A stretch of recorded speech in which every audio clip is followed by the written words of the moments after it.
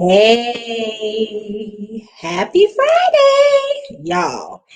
It's been a long week, okay? I was so happy to get up out the office. So I'm gonna just wait on for some more people to jump on, but happy Friday. Those who are already on, my name is Grace. Thank you so much for joining this great, wonderful Friday afternoon. And once more people come in, we'll go ahead and get started for Thrive Time. Don't y'all look forward to that? Thrive Time. So if you in here, go ahead and jump in the chat box. I want to shout you out. I want to see how you're doing. Drop some emojis. Let me know how you feeling today. So I really, really appreciate you guys coming on. I'm just so excited about what I'm going to share today. I'm telling you what I'm about to share. I've been waiting to teach this all day, all week and everything. So hey girl, hey Miss Karen, what's up? What's up? Y'all probably like this girl is hype. Yes, I be hype on Fridays because I get off at 12:45 every Friday. I be so excited. I be so excited. So hey Miss Naomi, what's up? Oh yep. What y'all doing this weekend? I see you got some the emojis like celebration. What's up? Girl, I'm always turned up. You already know. You already know. I'm always turned up. The only time I ain't turned up is when I'm sleeping. That's it. That's it. I'm always turned up. Welcome. This is Thrive Time. Thrive Time is really something important to me. Actually, honestly, you know how God does. He just throw things in. He just download ideas into your head. Just happy and calm. Oh, absolutely, sis. I hear you. I hear you. So our peace of mind is so important. It's so important that we have a peace of mind. Absolutely. So I started Thrive Time because I noticed in my practice, even in my coaching business, that many women tend to struggle with living a balanced lifestyle, because we hold so many roles. Many of us are moms, wives, girlfriends, business women, working a career, cousin, sister, everybody to everybody, right? Daughter. So we wear many hats, right? And is what it does is just starts affecting us and how we show up in our career, how we show up in our personal life, right? So I created Thrive Time as a space where we can just be honest with ourselves, where we are. And because if we're not honest about where we are, we don't know where we're going to go, right? You really have to assess where you are right now so you can be able to see where you want to go and then learn the necessary tools to be able to do that. So that's why I created Thrive Time. So it's something I'm going to be doing every Friday at 2:00 for now. This season, that's what I'm doing for now. So the topic, so each Friday we're going to have a different topic, right? And each topic is going to kind of help you be able to thrive in your business, thrive in your ministry, thrive in your personal life. Whatever that you have going on is going to help you thrive, right? So this week's topic is called self-discovery. Listen, this is like one of my babies. I have a lot of topics I love to talk about. So self-discovery is truly a favorite topic of mine because it really affects how you live your daily life. And for me personally, I'm passionate about the topic of self-discovery and identity because for a very long time I did not know who I was. Right? People saw me like rocking, like this girl got it together. Look at her, she doing this, she doing that. But inside, I really lacked identity. Everyone knows my story. It really wasn't 2-3 years ago when I truly started seeing who I was and how God started showing me the good and bad and ugly of grace. And I really had to start doing some introspection of who I was, not based on what I saw in my culture, not based on family, not based on what society told me who I was, but I really had to God had to remind me who I was through him. So self-discovery is so important. And we hear the term self-discovery all the time, but we don't truly understand the significance of self-discovery, what self-discovery really means. And self-discovery is basically the process of learning about yourself, right? And there's so many different facets to self-discovery. So as I said, But for me, trying to learn who I was, I had to go back to my creator, right? I had to go back to the person who gave me identity. So sometimes we take our identity from different places, right? Religion is one of them, right? We take our identity for religion. As I said, I had to go back to the creator to figure out who Grace really was. And we have to also be careful to go to the source, right? We must go to the source, not the resource, because a lot of times, even in the body of Christ, people try to tell us who we are, right? And we can't go by that. You know, people can see certain characteristics in us, certain personality traits in us, or different things, and can be able to discern and kind of know who we are. But the same token, we have to always go to the original creator, because we always have to go to the creator, the original one that gave us identity. Because if you don't, what you're going to do is start identifying yourself based on what other people tell you, right? And that's a facade. You know, you have to go straight back to the creator to really know who you are. You can't go by what other people say, even if they're close to you and can understand. They know your personality, know your characters, and they can give you insight, but it's best to go straight to the creator, right?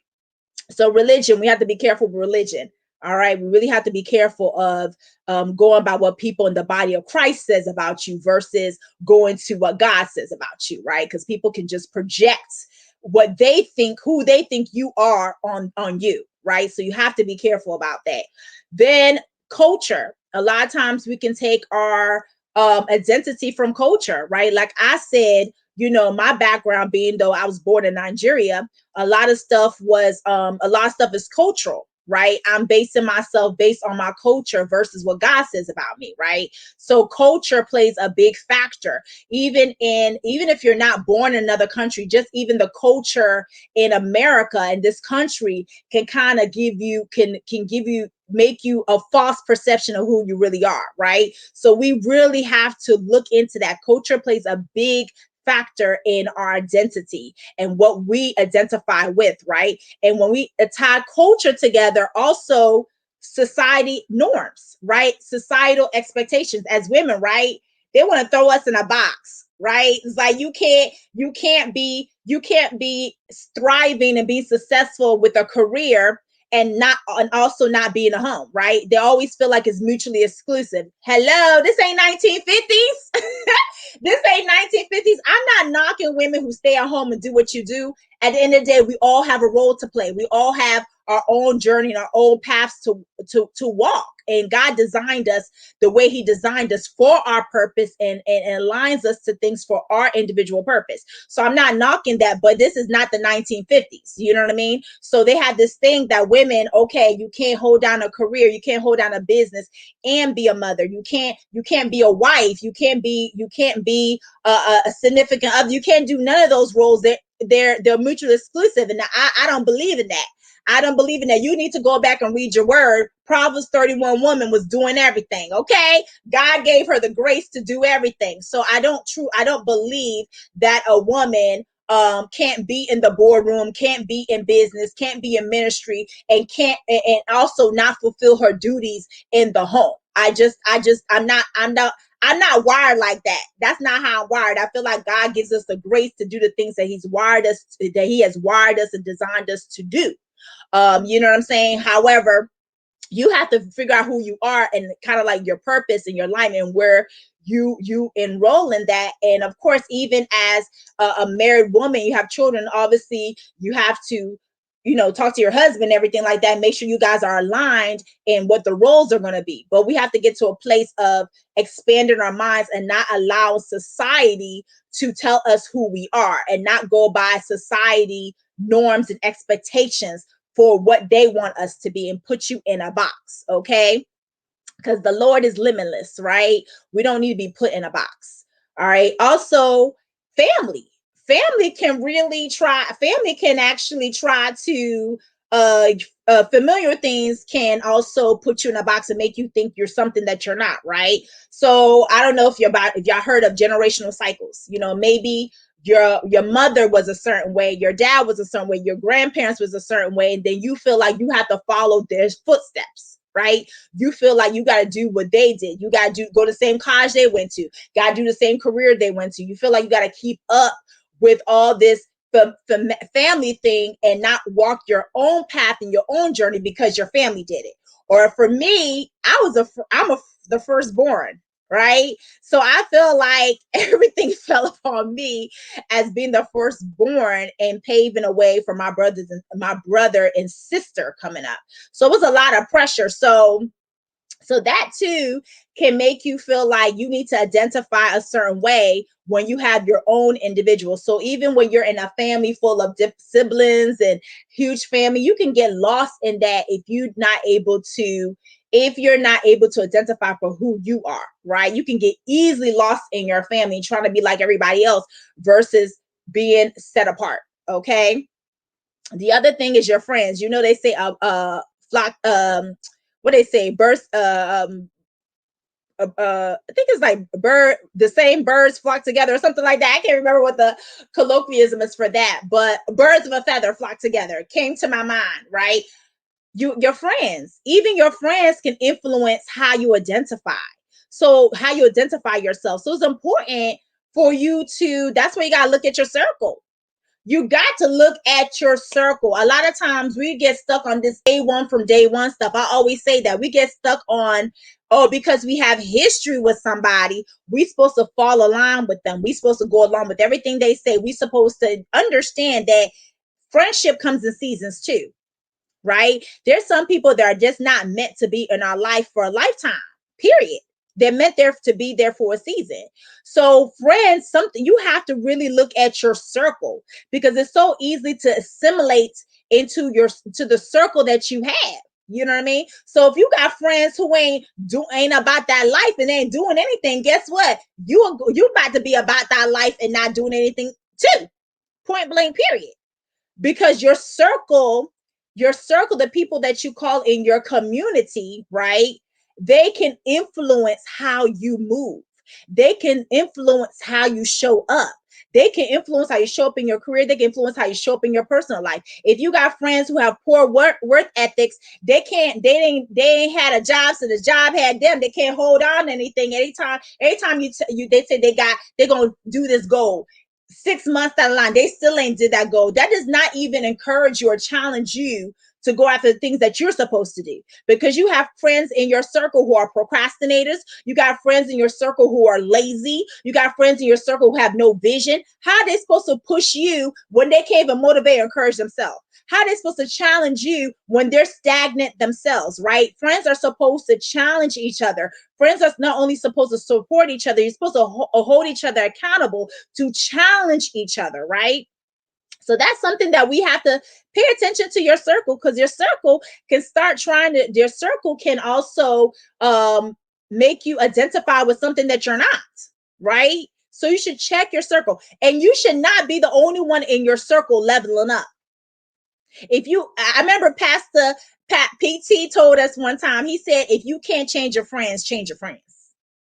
All right. If you can't change your friends, change your friends, because you should not be the only one in your circle leveling up. There should be something else that your friends are pouring into you. You should not be the only one pouring. You should not be the only one leveling up. Absolutely not. Because your friends are able to see your blind spots, able to see the things that you can't see.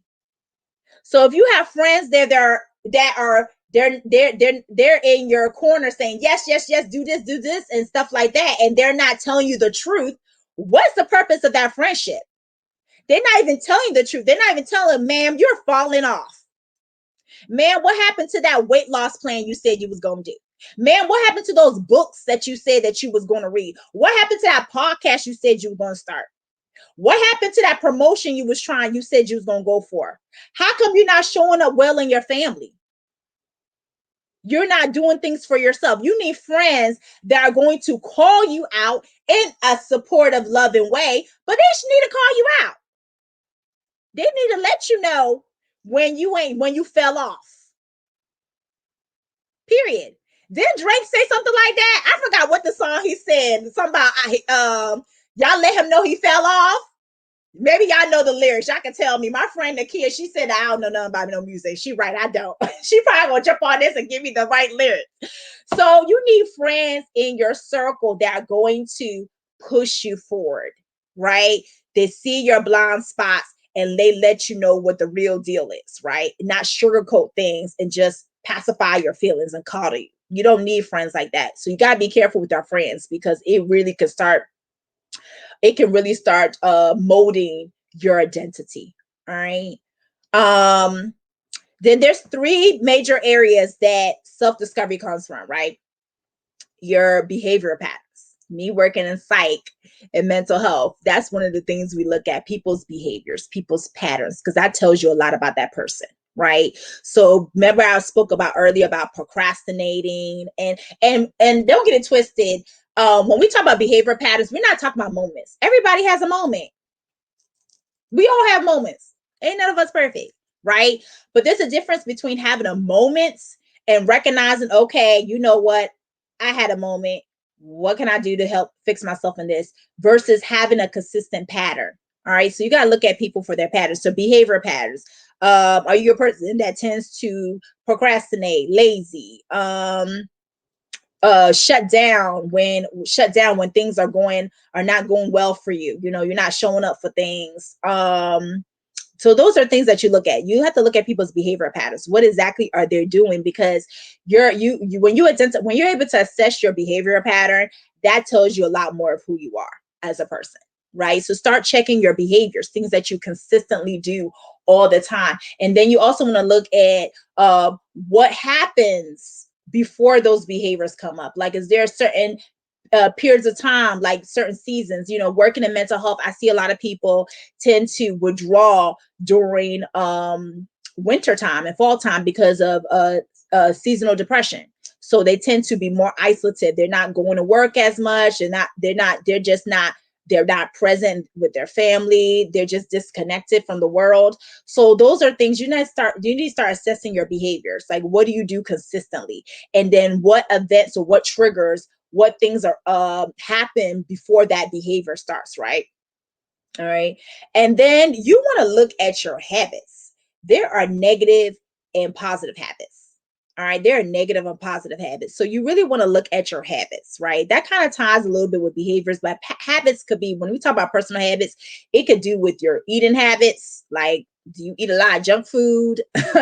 you know, do you like going to fast food all the time? Like, what are your eating habits? What are your sleeping patterns? What do you how do you sleep? Are you the type of person that likes to stay up at night all the time? Are you an early bird? These things affect your day to day.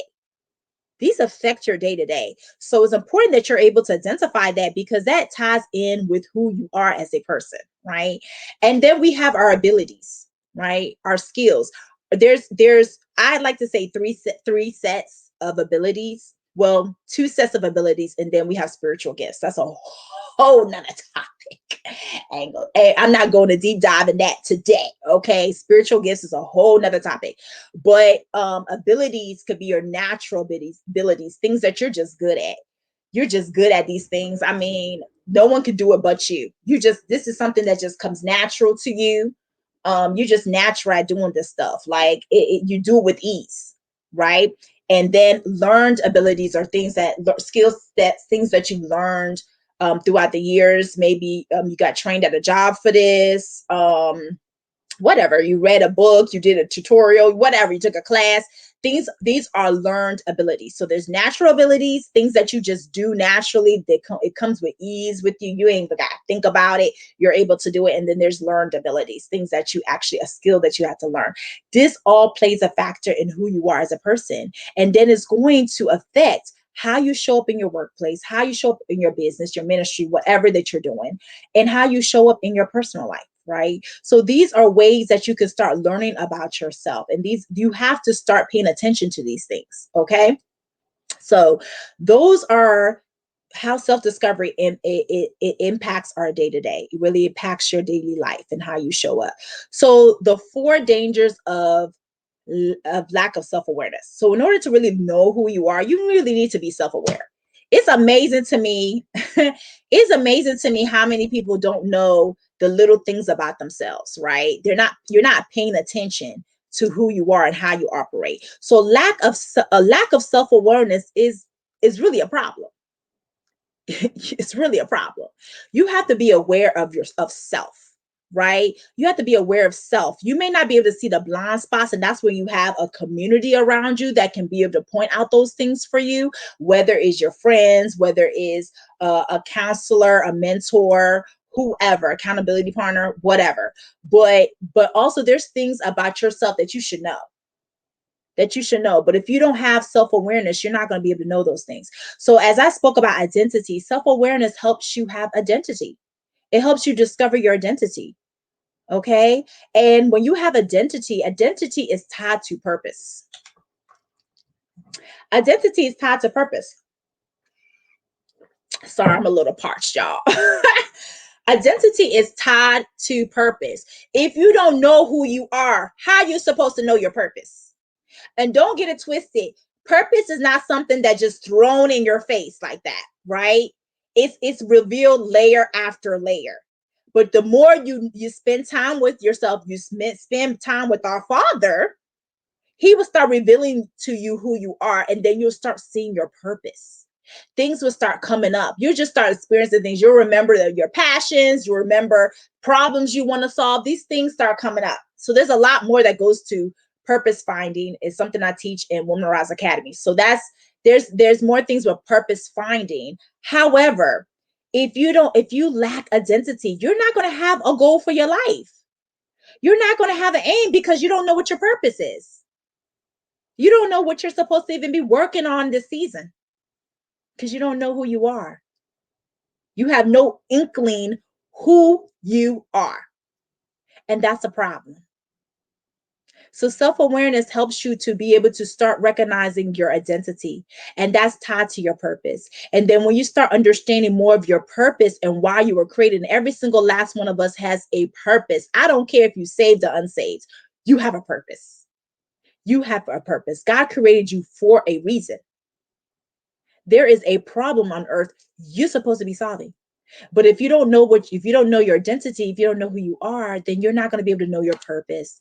And then you're not going to be able to understand the goals for your life that you should be aiming for. Okay. So that's one danger of not knowing who you are, your lack of self-awareness. So tied to that is you're going to have a lack of direction. As I said, no identity, no purpose. Okay. You're not going to have a direction for your life. And when you don't have a direction for your life, you're going to lack clarity. You're going to be all over the place. And that's why you see people, and I'm going to be real with you, you see people jumping from one thing to another. They're never consistent with anything because they don't know what they're doing. They're just winging it. They're just rolling with the punches. They have no plan, no nothing. Because they typically people who jump from one thing or another are not consistent. It's more than just a lack of commitment. It goes back to your identity. It goes back to your purpose. That's what it goes back to. If you cannot consistently do something, you 1 minute you want to be a pilot, next minute you want to you want to do this, you want to be an author, next minute you just ideas and thoughts just jumping everywhere, you just all over the place. It's because you lack identity and purpose. That's the root. When people jump from one thing or another and do not give time for things to really take off, they jump from one thing or another and not consistent, confused, lack clarity. It's because they don't truly know who they are and what they really want to do with their life. And that's why they're all over the place. All right. And then when you're all over the place, it decreases productivity. Then you wonder why you're not getting no results, because you're not being consistent. You're not being consistent. You're not being committed to anything. You have no direction. You have no clarity. You don't know who you are. You don't know your aim for life. That's why you're all over the place. You jumping from one thing to another. I see it all the time. Not just in my practice, when I see people with racing thoughts just all over the place, have no clarity. I see it on my timeline. We all do. I mean, let's just keep it 100. How many times we done seen somebody post, okay, I'm going to start this. 3 months later, they're jumping to something else. It's one thing when God gives you different assignments, but God is not the author of confusion. No, he's not. And he's not going to give you all these gazillion things and then not give you a plan. He may not give you the full blueprint, but there should be some clarity there. There should be some type of clarity. If you're jumping from one thing to another, and there's just so much, and I'm not saying you can't do multiple things. That's not what I'm saying. But at the same token, you have to have some type of plan and clarity. You cannot be just showing up all over the place. Because guess what? You're going to be showing up in your job all over the place. You're going to show up in your business all over the place. You're going to show up whatever God's called you to do, whatever assignment you have, whatever you're doing, you're going to show up all over the place. And you're going to show up all over the place in your home. That's a fact. Cold, hard facts. So when I see stuff like that, when I see people who don't have any type of clarity and they're just jumping, not even clarity, when they're just jumping from one thing to another and there's no consistency, the first thing that comes in my mind, okay, that person lacked clarity. They don't know what they want to do.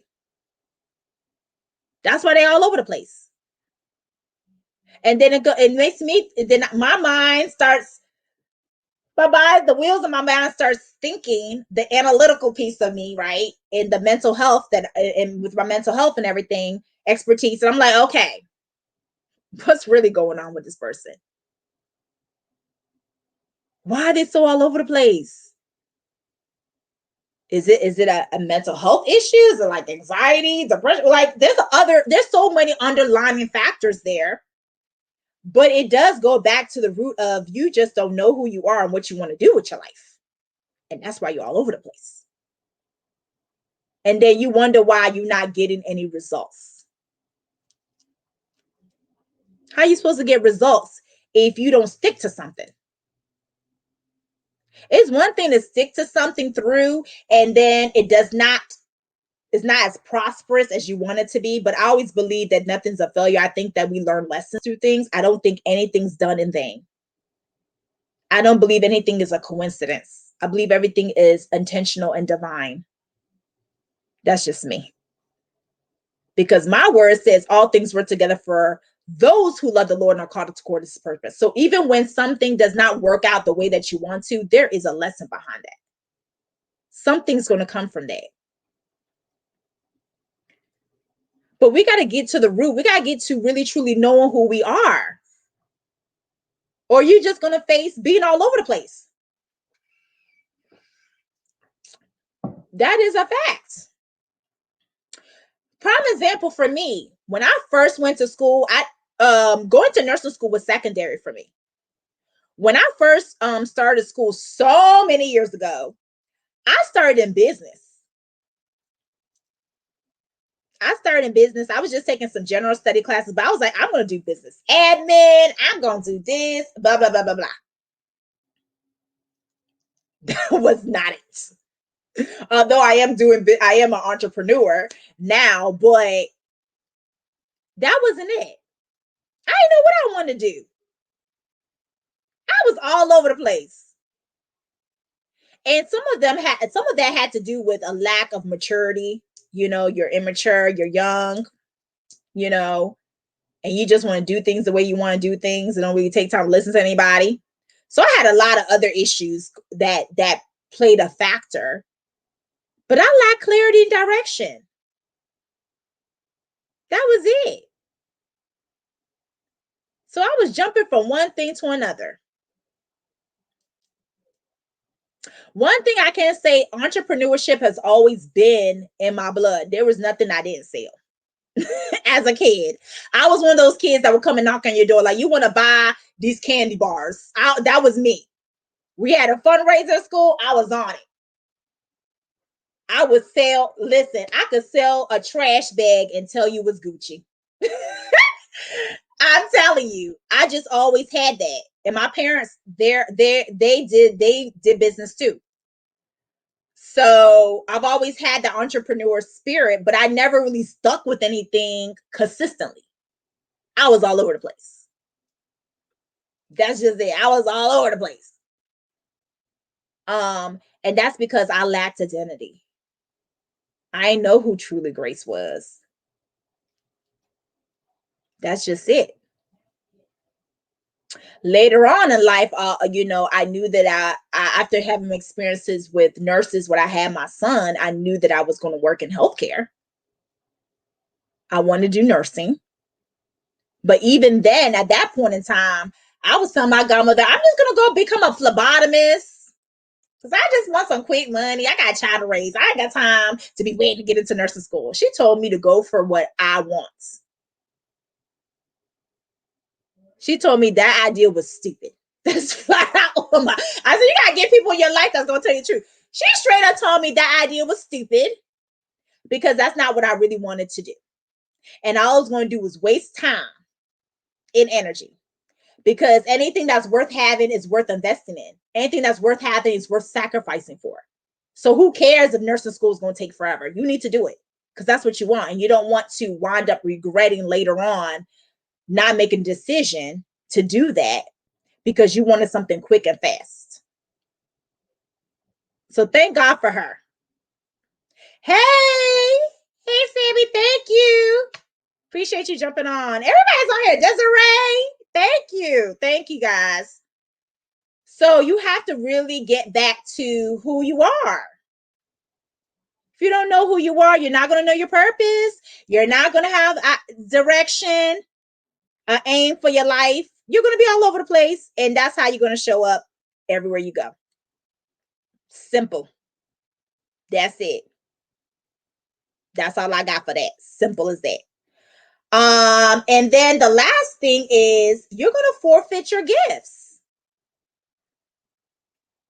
When you don't know who you are, you're going to forfeit your gifts.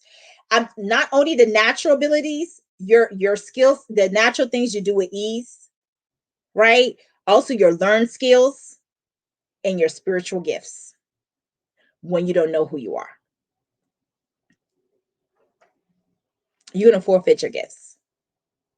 And that's a word. Prime example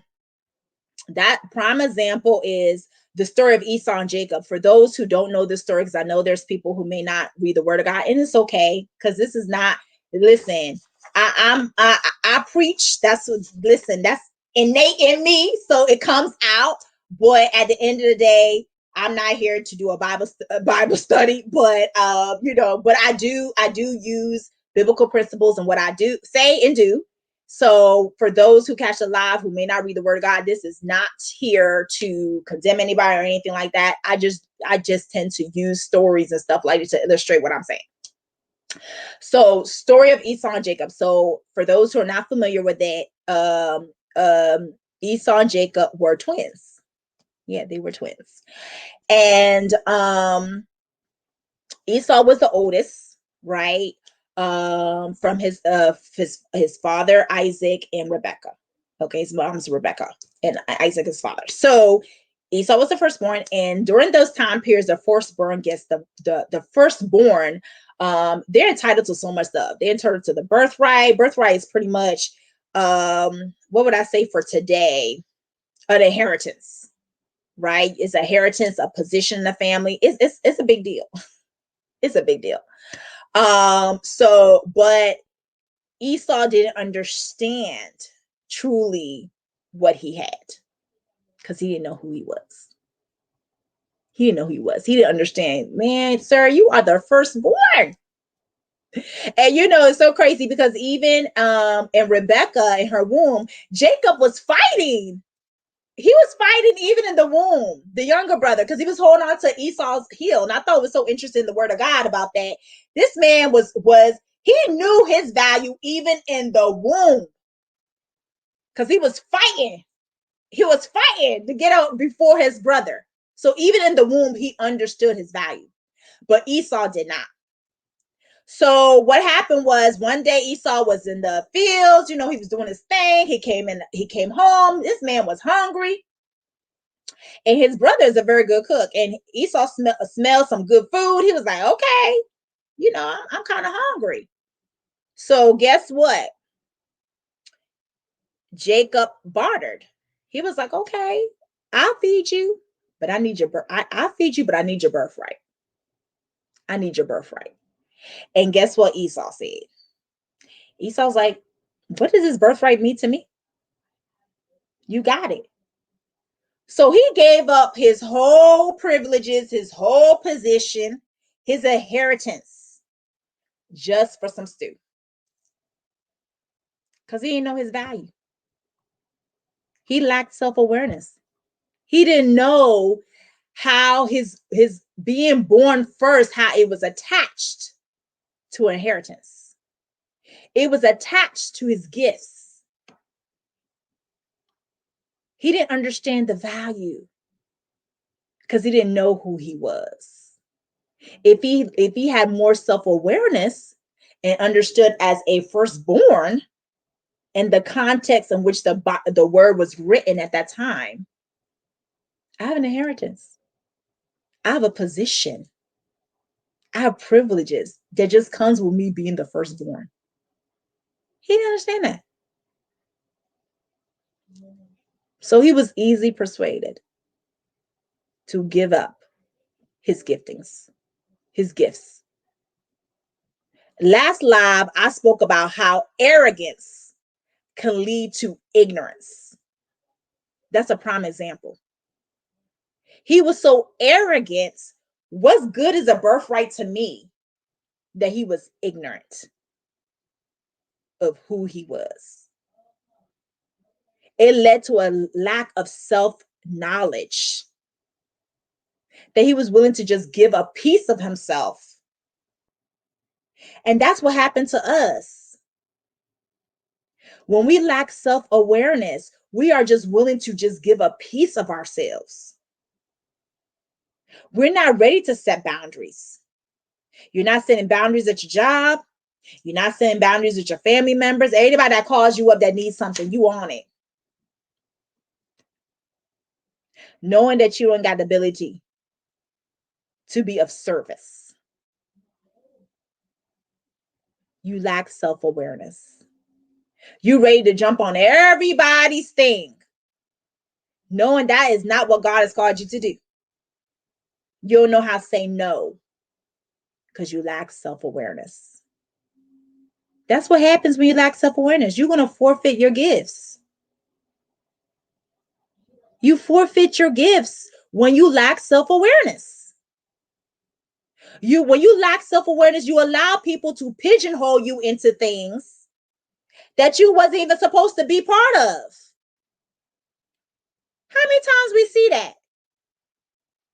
You take a job that you're not even aligned to do because you forfeited your gifts. You're not even aware of your giftings. So you operate in a place that you're not even called to.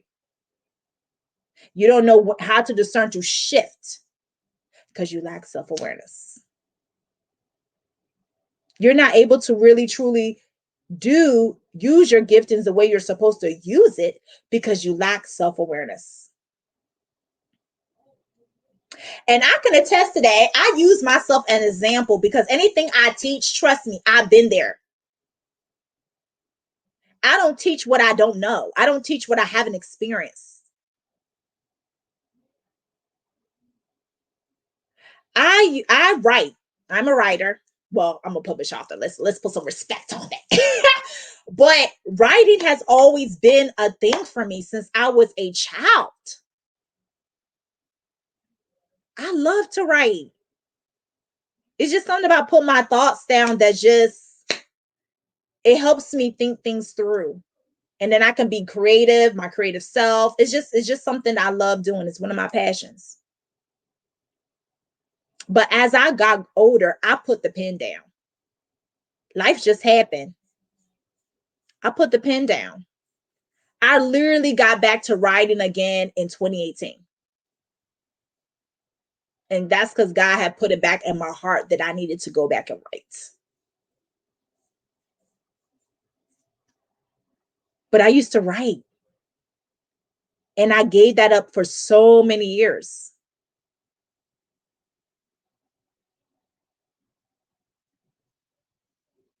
And I knew that about myself, but I forfeited my gift because I didn't see the value in my giftings. I didn't understand how my words,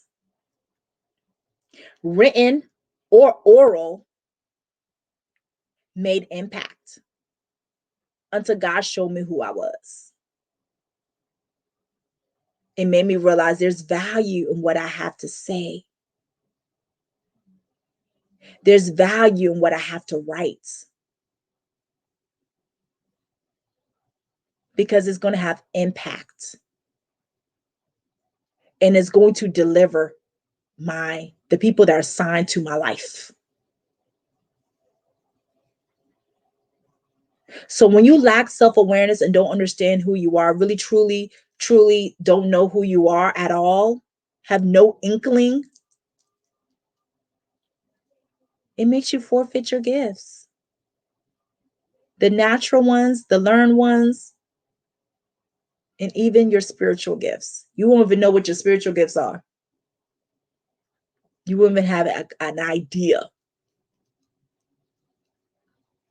So it's important that we truly know who we are. It's important that, and like I said, this is a learning process. There's still things about myself I was like, dang, I didn't know that was about, I didn't know I had that in me, good or bad.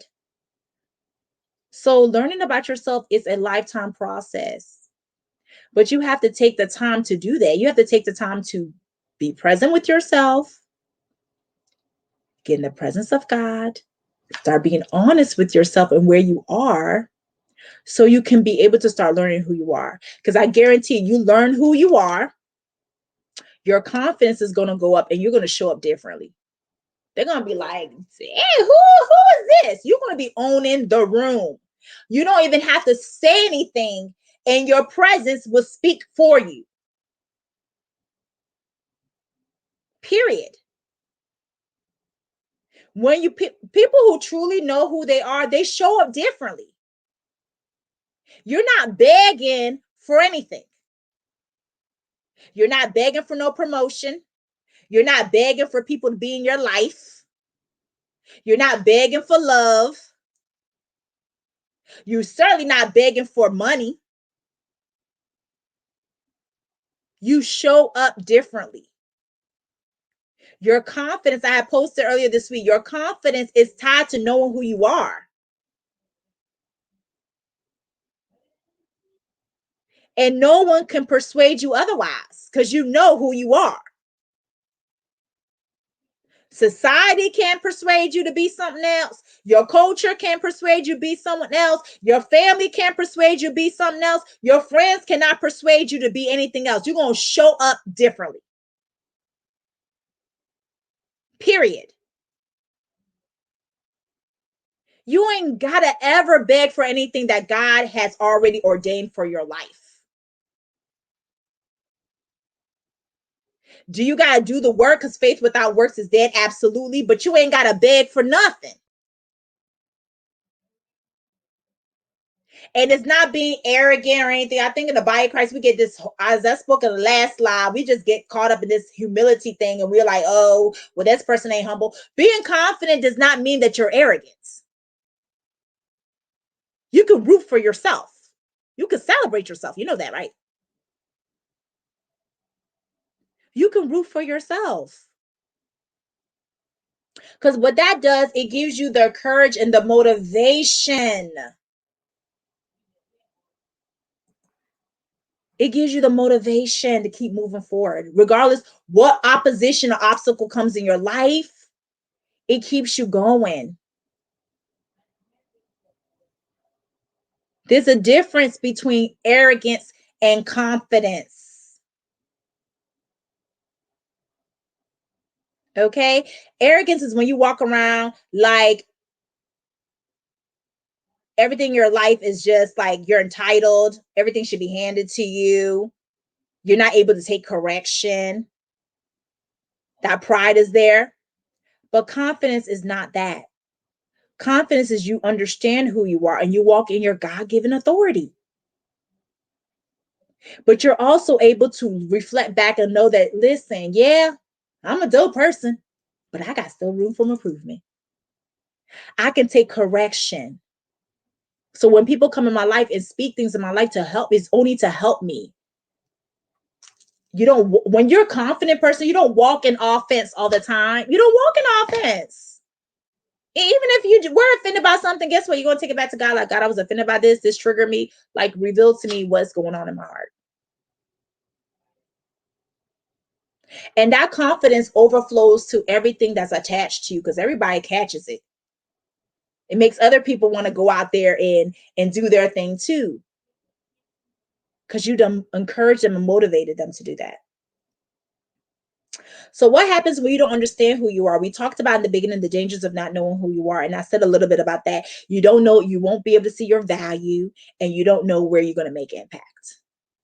All right. So you're basically living to exist. Living aimlessly, living to exist. That's not what we're called to do. We're not called to live in mediocrity. Sorry. I don't subscribe to that. We're called to walk in excellence. All right. So you basically live to exist.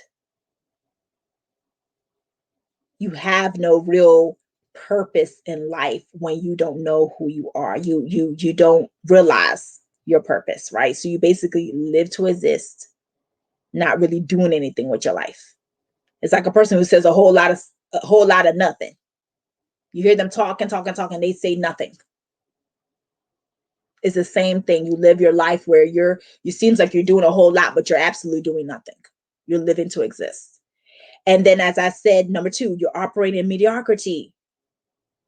You're downplaying who you truly are. So you're not really tapping into your giftings. You're not tapping into what you're called to do. So you lack at your job. You lack in whatever you're doing. You lack in your personal life. You're not doing for yourself. Even your self-care is mediocrity. Because you're not really taking care of yourself the way you're supposed to take care of yourself. And I'm not talking about buying yourself stuff. I think we have this different perception of what self-care really is. It's like you operate in mediocrity where you're putting yourself last in everything. How you supposed to serve others in excellence when you run down and raggedy and beat up your own self? Makes absolutely no sense at all. I see it a lot in the body of Christ. We have this thing like, hey girl, thanks for jumping on. We have this thing in the body of Christ I see all the time where we are just driving ourselves in the hole for the sake of ministry. Did Jesus not take out time from the mass of people to go pray and get himself together? Read your word. He did. Sometimes you got to take time to yourself and get yourself together. We are so run and beat down in the faith community. And we wonder why we have all this stress and stuff. Oh, I got to jump in this ministry. I got to do this. I got to do this. And that ain't what you're called to do.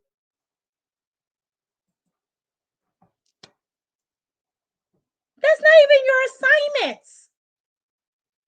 But you allowed the church to put you in some type of category. You allowed the body of Christ to put you in this category. Oh, this is where you're going to be.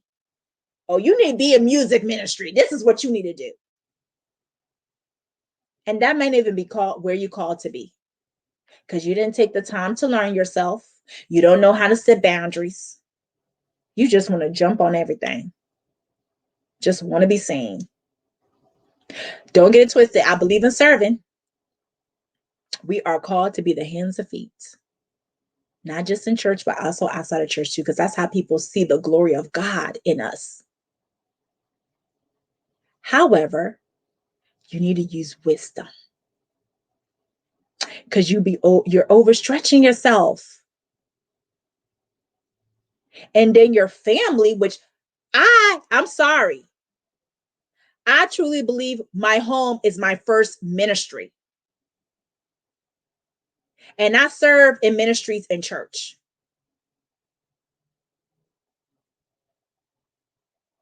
And I believe in giving myself to a certain point. My home is my first ministry. If my home is not flowing, how am I supposed to show up at my job right? How am I supposed to show up in the ministries that I am ordained to be in right?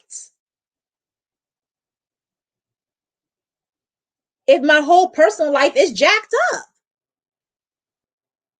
Like even those who are working from home, it's even more critical for you to truly understand where you stand because you're working from home. So it's those lines can easily be blurred. My home is my first ministry. My home has to be right and secure. I'm not saying everything's going to be perfect in my home, but there has to be some harmony. There have to be peace. It has to be ease. Because what happens is I will get stressed out because things ain't operating right in my home. And then I show up at my job that way. And me working as a psych provider, my mind has to be right. Because I have people's lives in my hands and I have to talk to them about the things they're going through and take on all their stuff, then counsel them through that and also provide the meds. So I have to be right in my mental health headspace. So yes, I take mental health days. It's not just your physical home we're talking about that has to be well. Your home is also your temple. It's also about your physical body, your mental, and your emotional peace. All those things matter. Yes, home is where the heart is. It sure is, girl. All that stuff has to be aligned. And I'm not saying that you're not going to have challenges in life because, like I keep telling people, like, who doesn't have struggle? Like, come on now. Unless you're a robot, like, why are you going to struggle? But it's how do we deal with our struggle? Like, how are we truly dealing with our struggle? Yes, mental health is so important.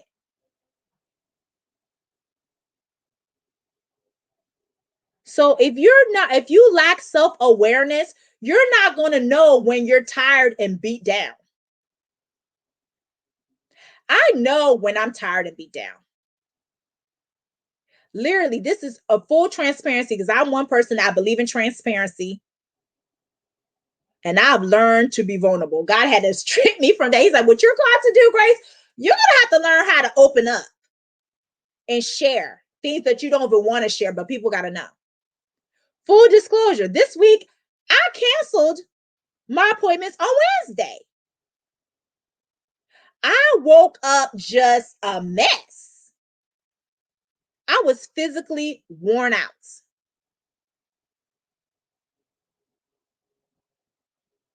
And I try to power through because for me, I don't want to just not I'm so sorry, Desiree. Ma'am, after this live, I'm definitely gonna reach out to you and talk to you. I know it's hard. It's really hard. I had to cancel my appointments, and I'm the type of person, and providers go through a lot of burnout because we don't want to disappoint our patients because they need us, right? They're really dependent on us showing up. But I knew I couldn't do it. I knew I couldn't do it. I tried to pry through. I was like, okay, I'm gonna just get through my morning appointments. But afternoon, I know I can't do it. I am like physically worn out. How can I truly focus and thrive in doing this today if I'm not even in the right headspace?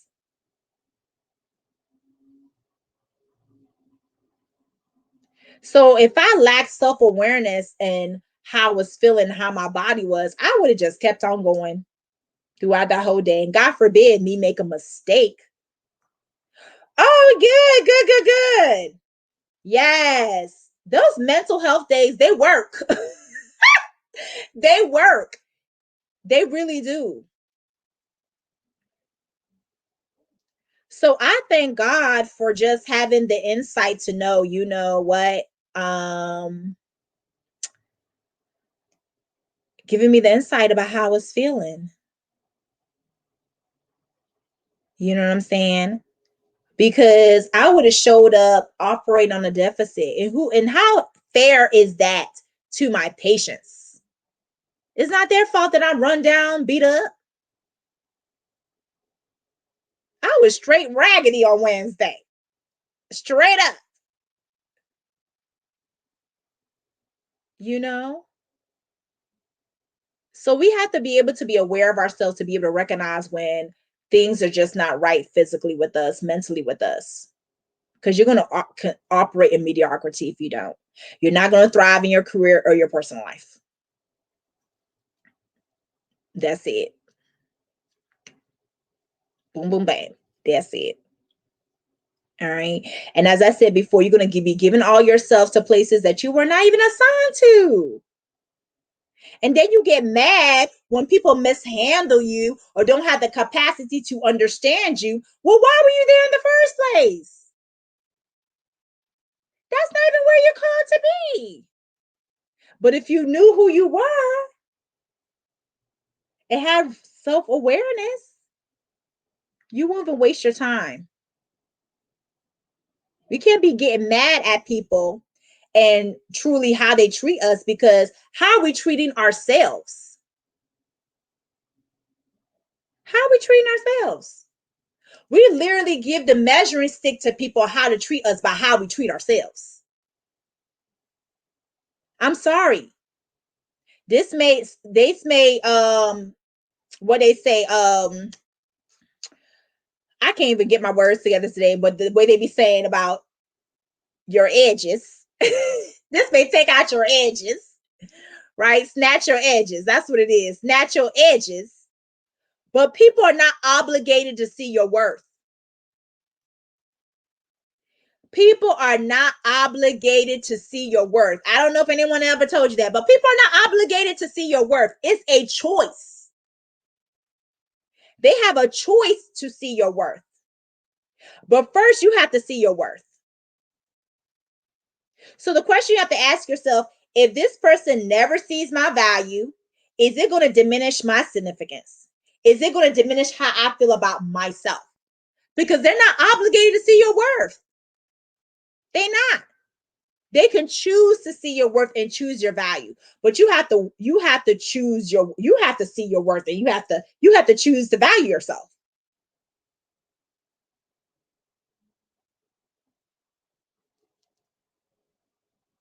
That's it. That's it. Okay. So does it change how you see yourself?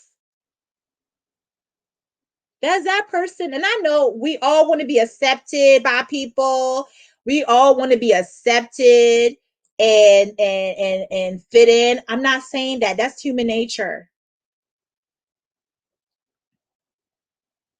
However, does that value of that person, does it really hold water in your life to the extent that you don't see yourself as significance? Ma'am, no ma'am. That person don't hold that much weight. That person, the way they see you should not change what God said about you. Are you serious? They did not create you.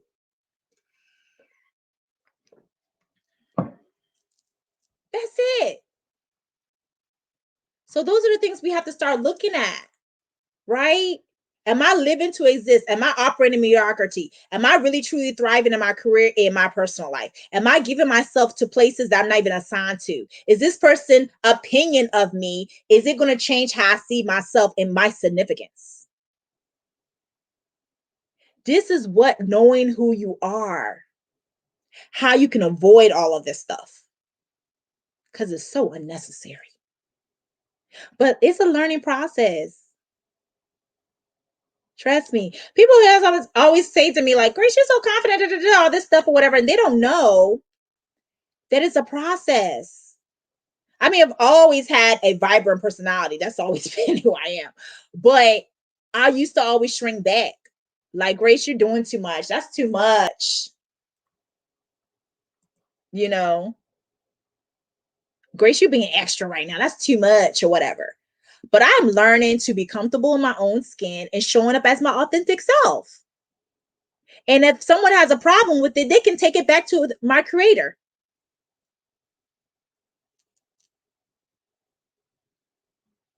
Point blank, period. Go back to God because He created me. Does that mean I don't have places of improvement? Absolutely. Got a lot of places I need to prove it.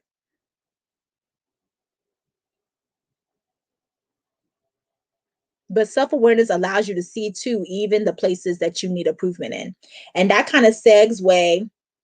Yes, don't dim your light for nobody. There are people, let me tell you something. There are going to be people who are drawn to you just because of who you are. It ain't about what you say, really. It ain't about what you done sold them. It's really about who you are, their experience with you. So when you downplay who you are, you're basically slapping God in the face like you made a mistake in how you created me. That's what you're doing. When you don't show up as your authentic self, don't allow anyone to make you feel like make you feel like you're crazy or make you feel like you're not worthy, you're insignificant. Don't allow anyone to do that to you. And your personality is not what it is. People are going to be drawn to you because of your authenticity. You're authentic.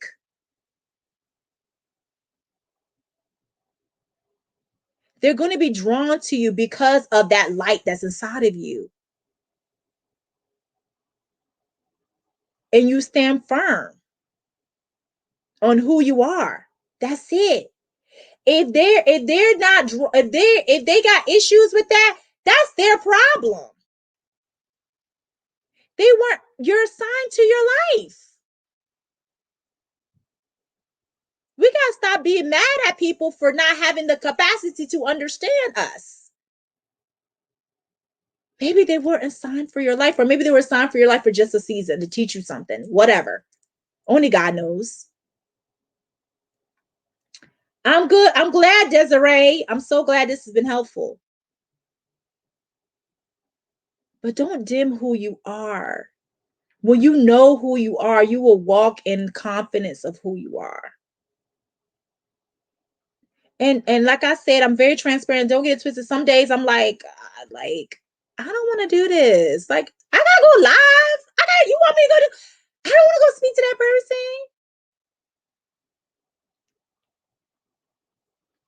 person. Like, how about they think I'm too much or whatever? Not to remind myself, like, so what?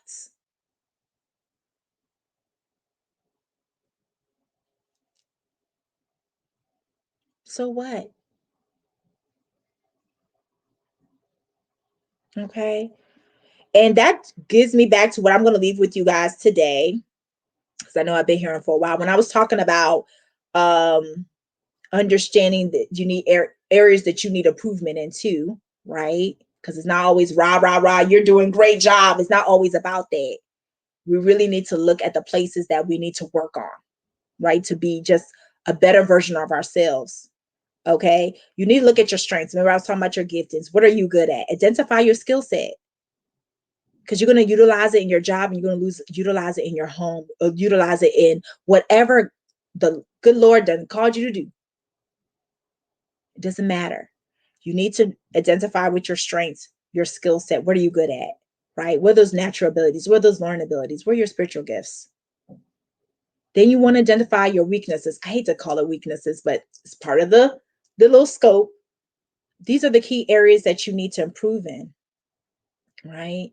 These are areas that are going to challenge you. They're not there to limit you. They're there to challenge you, right? Because you don't want to be stagnant. Life, you're always going to be in a learning mode. And you can always learn from somebody. And this person doesn't have to have a degree. This person doesn't have to have all these dollars behind their name and be have a huge platform, pop, all that stuff. We like to migrate to people we feel like established. I'm telling you, there could be just one word, somebody who you didn't even think could speak into your life, will show you something about yourself that you need to work on, or will speak into the giftings and vision in your life.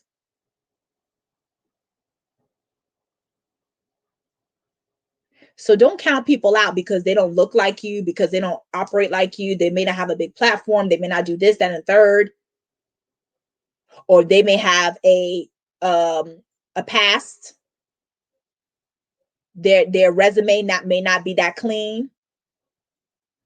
Don't count them out, because if God is using them to speak into you, then you need to take that wisdom. Obviously, we always like, when I'm speaking to believers now, we obviously want to discern what messages we take in. We can't take in every counsel. But my point is, we like to count people out because they don't have a title, they don't have X amount of dollars behind their name, they don't have a big platform, they ain't been saved for 20 plus years. And we like to count them out. And we know there's plenty of people that God used in the Bible. I posted that 2 weeks ago. Doesn't even look godly whatsoever. They didn't have they weren't godly whatsoever.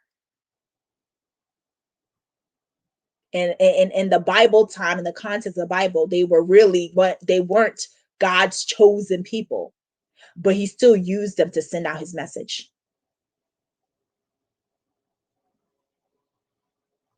All right. So you don't want to be stagnant. You always want to be improving.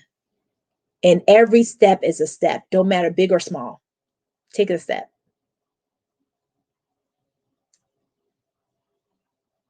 But then isn't they say one small step for man is a giant step for mankind? Take a step. That's it. All right. So having self-awareness is essential to you being able to thrive. That's what this boils down to. You have more understanding of your identity, which ties to purpose, which ties to your goals for your life. All right. Then with that, then you have direction and clarity. You have an aim.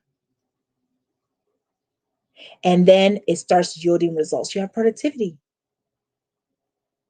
You get results in your career. You'll get results in your personal life. You just show up differently. Okay. I will actually be breaking this down even further.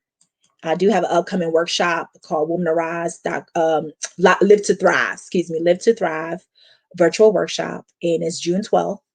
And I even go even deeper in this and really how to put in the steps to discover who you are. Okay. So I teach a whole framework. This is just a piece of it, but we deep dive even more. And of course, we're going to have breakout sessions where you can really start putting these things into implementation and the exercises. Okay. So make sure you go ahead and lock your seats for this. Listen, you are your biggest investment. All right. If you ain't done nothing else for yourself this year, you need to be at this workshop. All right. So make sure you lock your seat today. So registration is at womanarise.co/live to thrive. As I said, this is a piece of framework. We go deeper at the workshop. And if you want to invest in, you register for the workshop and you want to invest in the replay, go ahead and invest in the replay. You can watch this over and over again, and start using these tools so you can be able to thrive in your workplace, be able to thrive in your personal life. Because we're called to more. We're not called to live in mediocrity. But all these pieces are important. And if you want to be productive, you have to make a decision and make a different choice. So invest in your future. What you do now is going to determine how your future turns out. So the workshop is June 12th. You can register at womanarise.co/live to thrive and go ahead and invest in yourself. All right. So, anyone have any questions or concerns for me today? I appreciate you guys jumping on. Y'all was so engaging and interactive. Like, I like that because I can be able to really get in my flow, right? So I can be able to answer y'all questions. If y'all don't have any questions though, if you have something personal you want to talk to me about, you can always shoot me a DM. Absolutely. So I appreciate you guys showing up and showing out, you guys. I hope you guys have a wonderful Friday. Actually, we'll be back next week. Oh, you're welcome. You're welcome. I'm here to serve. I'll actually be back next Friday at 2 p.m. Same place, same time, with a whole new topic. And think you guys will really be blessed. You are welcome, my dear. You are welcome. You guys will be really blessed with the next topic that we're going to talk about. I'm going to talk about next Friday, and then also Saturday. Balanced Lifestyle Series is back, and I'm going to have a special guest. Y'all don't want to miss that one. That's at 7 p.m. On my business page, and it's going to be amazing. And all entrepreneurs need to be on that live for real, okay? Because I can't. I ain't even gonna give it away. I ain't gonna give it away. Y'all just gonna have to show up. Y'all just got to show up to hear it. Oh, you're welcome, Karen. No problem. Awesome, awesome. Karen is actually my accountability partner. I'm about to shout her out. She's gonna be probably like, Grace is embarrassing, but I don't care. I put you out there, Karen. Karen is my accountability partner in this group we're in, and she is amazing. She is so amazing. I really appreciate her support. All right, you guys. So I will catch y'all next Friday at 2 p.m. I will post what the next topic is going to be next week. So just show up, okay? So we will talk soon. Y'all have a blessed Friday.